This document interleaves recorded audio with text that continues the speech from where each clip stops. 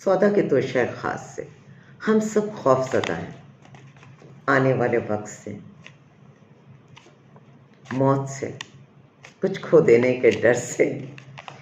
وہ ہے نا اس گھڑی سے ڈرتے ہو جو ابھی نہیں آئی، جس کو آ کے جانا ہے۔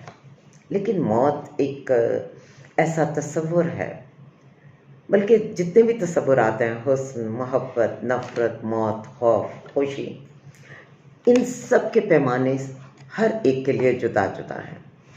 خلیل جبران موت کو کیسے ڈیفائن کر رہے ہیں، ان سے پہلے بھی بہت سے لوگوں نے اس کو اس انداز میں پیش کیا، اور بہت سے لوگ آج بھی ایسے محسوس کرتے ہیں۔ لیکن وہ اس کے لیے کہتے ہیں، موت سے تمہارا خوف کھانا ایسا ہی ہے جیسا چرواہے کا بادشاہ کے حضور کپ کپانا، جو از راہ شفقت و تحسین اس کا کندھا تھپ تھپا رہا ہو۔ کیا اس کپ کپی کے پیچھے چرواہے کی یہ مسرت پوشیدہ نہیں ہے کہ وہ تمغائے سلطانی سے سرفراز کیا جائے گا؟ اور کیا وہ اپنی اس کپ کپی کے بارے میں زیادہ محتاط نہیں ہے؟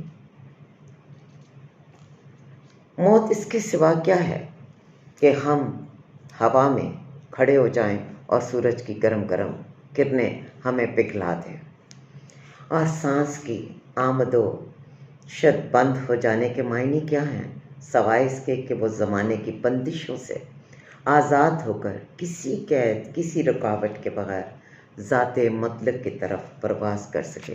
سو موت کو سمجھے غافل، اختتام زندگی ہے یہ شام زندگی، صبح دوام زندگی۔